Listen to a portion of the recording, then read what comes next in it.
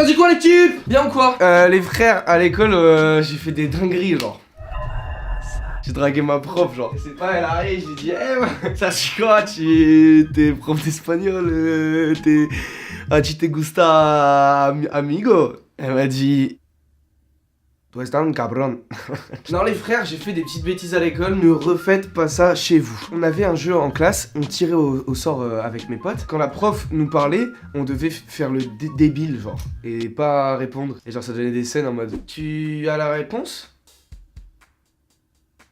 Allô?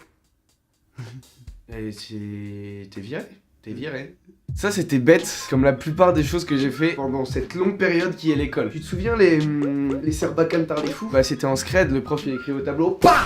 Et il fallait faire gaffe à pas qu'ils sachent que t'es là. On est des petits zinzins, lololol. Il y avait un gars dans ma classe qui zozotait. Tu vois, c'était un bon de ouf, mais ça nous faisait gaulerie avec mes potes. Genre sa manière de parler, excuse. Du coup on avait un jeu, c'était que à partir du moment où il voulait participer, genre où il parlait en classe et tout, et bah entre potes on devait parler comme lui. Donc ça donnait des ça dit quoi l'équipe. Pas fut. En vrai, il le prenait bien, tu vois, il rigolait un peu. En vrai, c'était pas notre pote, donc on savait pas exactement ce qu'il en pensait. Mais après, on était partis sur Twitter avec mes potes et on avait trouvé son compte Twitter. Tweetait un peu de la merde, mais gentil, tu vois. Et bah, on avait un jeu, c'était que sous ses tweets, on répondait en mode.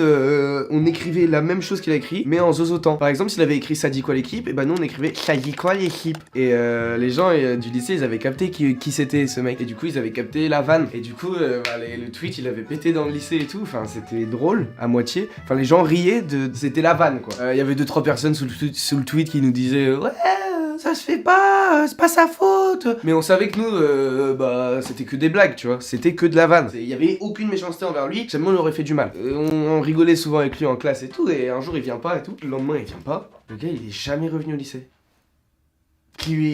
C'est quoi il est là, c'est parti où? Où est-ce qu'il était parti? Non mais il est jamais revenu. Et en fait après on a capté qu'il avait pris des cours à domicile et on s'est demandé pourquoi, parce qu'on l'harcelait. En fait à partir du moment où tu fais une blague avec plusieurs personnes et que ça devient récurrent et que la personne elle est pas forcément consentante, et bah c'est de l'acharnement, voire du harcèlement, et dans notre cas aussi du cyberharcèlement. Du coup il voulait plus mettre un pied au lycée. Ça c'est réel, c'est des choses qui se passent, c'est des choses qui peuvent tuer des gens. Le harcèlement. Podcast harcèlement. Pas drôle. Espèce de petit con. Les vannes à répétition comme ça le petit con, bah ça peut mettre des gens très mal, jusqu'à la dépression. Il était en dépression ce type. Et ça, c'est réel. C'est des choses qui arrivent à plein de gens sur Terre. Qui de mieux pour en parler que Tessae? C'est une jeune artiste ultra talentueuse. Un extrait de son Colors qui est sorti là. Dans la peau de quelqu'un d'autre, j'aimerais ressentir ces choses. Elle est très forte. Et bah cette personne a été harcelée. Elle en parle très bien dans son livre, mais elle m'en a parlé aussi. Et c'est une histoire folle qui m'a touché. Elle a été harcelée, et ce qui me choque le plus, c'est l'impact réel que ça a eu sur elle. Dites-vous qu'elle est plus stressée à l'idée de rentrer dans un établissement scolaire que de faire la première partie de Booba qu'elle a fait.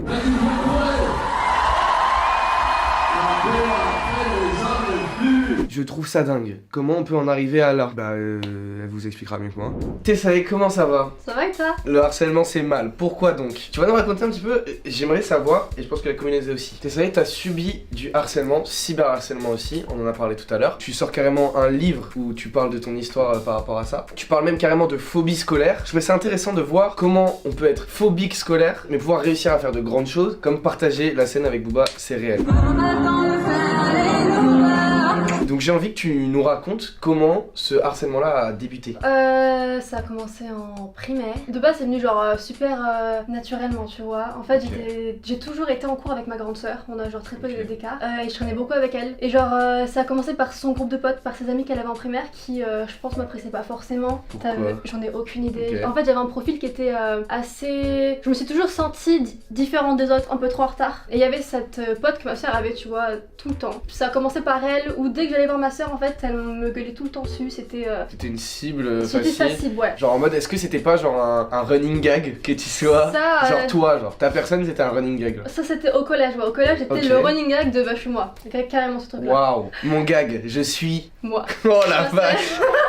Et le premier événement qui pour moi m'a marqué sur le plan harcèlement, En primaire du coup. en primaire, ouais, c'était encore un groupe de ses potes qui me suivent quand je vais aux toilettes et qui en fait m'enferment dans les toilettes. Genre elles sont peut-être à 4 ou 5 à frapper contre la porte, à crier, etc., à faire des trucs pour me faire flipper, à essayer de rentrer dans la cabine dans laquelle je suis, par en dessous, par dessus, à se foutre de ma gueule en fait. Ok, on détente. Ouais, grave. Comment ça s'est transformé en autre chose? Par la suite, là c'est moi en fait qui malheureusement me suis entourée de personnes qui étaient vraiment pas des potes, mais qui se faisaient passer comme étant vraiment des amis, tu vois. Ok. Et j'ai fait toute ma scolarité avec une fille surtout. Et en fait, notre amitié était vraiment basée sur le je me moque de toi tous les jours, je te fais comprendre que Ok, t'es ça- éclaté, tu vois. C'est important de dire ça parce que je crois que c'est les amitiés toxiques, c'est un problème que les petits comprennent pas. Ils peuvent pas Ouais. forcément avoir une vision de la toxicité d'une amitié. Et, je sais pas si tu connais les comptes hate. Tu cibles une personne, tu envoies plein de haine. Mais quoi? Mais quoi? Non, c'est vrai, c'est Ça, vrai? il y avait Attends, des mais ça veut dire il y a des gens ils se proclament haters. Et du jour au lendemain, en fait, il y a une des meufs qui me dit bah t'es ça en fait, je sais que je devrais pas te le dire, mais t'as un compte hate qui a été créé à ton sujet. En fait, c'était un compte qui m'incitait à me suicider et à ne pas foirer ma tentative aujourd'hui, tu vois. J'avais genre les gens d'internet qui me lâchaient un peu. Dans la vie réelle, je commençais à perdre mes potes, donc je commençais à me retrouver un peu seule, donc j'étais déjà un peu en phase de j'entre en dépression. Donc j'ai quitté ce lycée-là. On a essayé de me faire aller dans d'autres lycées, mais j'avais vraiment développé une phobie et une haine du domaine scolaire parce que je me disais bah en fait on pourra pas m'entendre parce que et finalement c'est la musique en fait qui a fait que T'as aidé à... qui m'a aidé parce qu'en fait la période où j'étais vraiment très mal, j'ai pu rencontrer les premières personnes qui t'a fait vraiment dans la musique. Ça m'a donné un coup de boost, donc j'ai voulu vraiment mettre à fond là-dedans. T'as rencontré les bonnes personnes quoi au bon moment. C'est ça. Toi t'as raconté ton histoire à toi, comment ça t'est arrivé, comment t'as pu en sortir. Est-ce que tu t'aurais des idées, des conseils à donner à certaines personnes qui vont pas forcément suivre ce chemin parce qu'il est propre à toi, Ouais. tu vois? Rien que parler, non vraiment En fait s'exprimer en tant que C'est tel, hein, ça. dans l'art ou Ah, mais c'est ça, dans c'est- l'écriture. l'expression tout simplement. L'expression, en fait, tout simplement. Ouais. C'est essayer de se débarrasser de toutes ces ondes négatives en fait, que ce soit en parlant avec des personnes extérieures ou justement en trouvant le truc qui t'intéresse et qui fait que bah là ça te ramène un peu de positif dans la vie. Et après malheureusement en fait ce qui est compliqué avec ce genre de problème là, c'est que c'est beaucoup un travail à faire sur soi-même, tu vois, pour passer par-dessus ce genre de soucis. Par exemple, tu vois, se rendre compte que dans l'histoire, bah t'es la victime. Je pense que c'est compliqué ce que je vais dire et un peu bête et stupide en fait parce que tout le monde a dû essayer de le faire, les générations ont dû essayer de le faire. Il faut aller aussi à la source de ce problème-là et essayer de parler aux personnes qui peuvent faire subir cet harcèlement là, tu vois. Ça te dit d'aller dans un établissement scolaire et d'en parler avec des jeunes qui peuvent être les premiers acteurs, les premiers concernés, même s'il y a toute cette peur et que t'es jamais retourné dans un établissement Exactement, scolaire. bah. Et ça va, t'as tu vois. parti la scène avec Booba, qu'est-ce qu'il raconte, ça va? Non, on peut tenter, On peut tenter? Ouais. Ok. Ah, ça dit quoi? L'équipe, ça dit quoi, t'es ça? Tranquille. Pas grand chose, top. On est devant le collège Rosa Luxembourg. Et ce qui va se passer, c'est qu'on va foutre un pied dedans. Et le but, c'est de capter sa réaction et de voir si elle pleure. C'est cool ça, franchement. Yes, I. Non, en vrai, on va aller voir la classe de jeunes 4e. Et on va leur poser des questions par rapport au harcèlement. Les sensibiliser, leur mettre des petites teutards dans la teuté. C'était chaud pour ça? Ouais, grave. Cool. Vraiment, qu'est-ce que tu ressens là, en arrivant? Un peu la petite boule à la gorge. quand La même, petite enfin, boule à la gorge? Ouais, Ok. j'ai envie de vomir. Ça mais va franchement. c'est une énorme boulasse. Franchement. Moi ça va, personne m'a demandé. On y va, c'est parti. Allez. C'est pas là, top. Ah si c'est là. Non. Celle-ci, il faut demander à la dame. Madame. Ah c'est ouvert Ah non, déjà. merde. Ah non, bah c'est bon. Bah, Ça fait double porte. c'est gentil, merci. Du coup, non, si, je. Waouh, tu vois, c'est là où ça commence à stresser. C'est ça qui se passe. On est dans l'établissement. Il est immense. Excusez-moi, il y a combien d'élèves ici? 480. 480. Je sais pas ce que ça équivaut, mais c'est ok. Là, on nous a expliqué, c'est l'escalier de la connaissance. Ils ont appelé ça comme ça, c'est top. À chaque marche, j'ai l'impression d'en connaître plus. Regarde ça. Oh, Ah ouais, bah, la date de 11 novembre 1945. 18.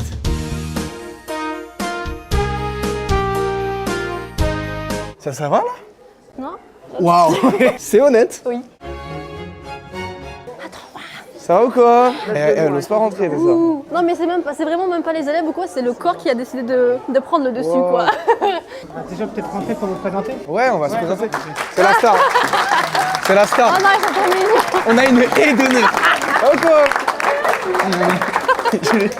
Je lui ai touché l'épaule. Je suis Michael Jackson, ça va? On va pas vous les présenter, je pense que vous les connaissez déjà. Vous le connaissez? Oui. Comment ça s'appelle? Let's go. Et vous connaissez? Oui. Et ça. Voilà, l'artiste. Enzo, tu voulais nous présenter Théodore déjà dans un premier temps? Il va me présenter. Viens là, viens là. Il me connaît mieux que moi, je me connais. Genre. Comment tu t'appelles? Lorenzo. Lorenzo, le boss. Théodore, jeune youtubeur, il a commencé ses vidéos quand il était petit. Il a écrit ses vidéos soi-même. Pendant 1 an, je crois, il a arrêté ses vidéos pour recommencer de plus belle. Ses abonnés ils sont montés. Et il y a quelques mois, il a été invité au lot par Mastu et Joeka. Et depuis ce moment, il a monté d'abonnés. 1 200 000, je crois. Et t'aimes bien ce que je fais entre nous, genre? Oui. Wow. Tes chansons. Ah ouais? Ouais. Mais t'es le boss, Lorenzo? Il est super grand, en plus, t'as quel âge? 13 ans. Non, c'est un menteur. C'est un imposteur de fou, il a pas 13 ans du tout. Vous savez pourquoi on est là? Ok. On est là pour parler et du livre et du harcèlement. Vous connaissez Booba? Vous aimez bien Booba? Non. T'aimes pas Booba? Mais dites-vous, Tessa, elle a partagé la scène avec Booba. C'est fou quand même, ça reste le boss du Pura. Et dites-vous qu'elle a eu moins peur d'être sur scène avec Booba que de remettre les pieds dans un établissement scolaire, tellement son expérience scolaire s'est mal passée. C'est chaud, hein? Ouais. Enfin, vous pensez que c'est à cause de quoi qu'elle a eu peur, autant peur de rentrer juste dans un collège par exemple? Du harcèlement. À cause du harcèlement. Et comment vous le définirez le harcèlement? Genre c'est quoi pour vous? Moquer des autres.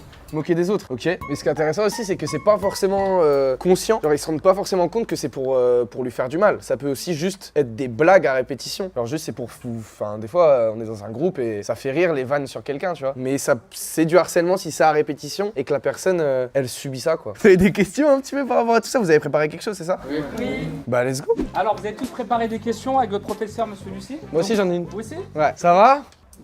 Ok. Alors, qui veut commencer à poser sa première question? Bonjour Tessa, comme c'est la première fois que vous venez dans un établissement scolaire, depuis que vous êtes déscolarisé, est-ce que vous vous sentez bien? Je t'avoue que tout à l'heure en arrivant, j'ai fait une petite crise dans le couloir, un peu à être emportée par mes émotions, mais là ça va mieux, vous êtes trop gentils donc ça va mieux. C'est vrai qu'ils sont gentils. Sauf 2, 3. Est-ce que Théodore a subi une type de harcèlement? Moi, vite fait. Alors, ça a duré 2-3 mois. En fait, j'avais une petite amie et il y a plein de gars qui voulaient que ce soit leur petite amie. Du coup, ils étaient un peu jaloux de moi. Moi, j'étais tout petit. Parce qu'en fait, j'ai sauté une classe et j'étais vraiment plus petit que les autres. Et ça veut dire j'étais une cible un petit peu plus facile. Et donc en 3e, tu vois, les gens ils sont grands déjà. Moi, j'étais petit, je faisais 1m50, miskin. Et j'avais une meuf jolie, bref, voilà. Donc ils étaient jaloux de ça. Et je me souviens à la cantine, j'avais peur d'aller à la cantine parce que c'était le moment où on se retrouvait tous et tout. J'avais des vraies crises d'angoisse par rapport à la cantine, je séchais et tout pour pas aller à la cantine. Et ça a vite changé parce que j'ai fait une vidéo qui a fait beaucoup de vues et les mecs qui m'embêtaient un petit peu, tout d'un coup ils sont venus me voir, putain, wow, tu m'as fait une vidéo ensemble mon ref. J'ai eu cette chance là que ça arrive pour moi, mais je sais pas comment ça serait passé s'il y avait pas eu ça. Mais c'est vrai que d'un point de vue global sur ma scolarité, j'ai plus été du côté des harceleurs que des harcelés. Parce que c'est vrai je suis quelqu'un qui aime bien rigoler et certainement j'ai eu des cibles faciles. J'ai forcément dû rigoler de 2-3 personnes qui ont pu très mal le prendre. Et donc aujourd'hui je suis super content de pouvoir en parler pour montrer que c'est réel et qu'il faut faire très attention à ces mots et aux vannes qu'on fait.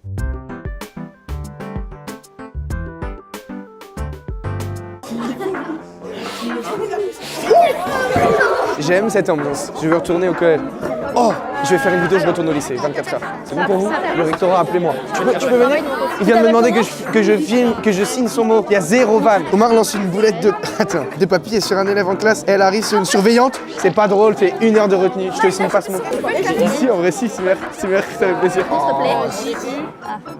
Djibril ne cesse de faire des commentaires à haute voix. Arrête les commentaires.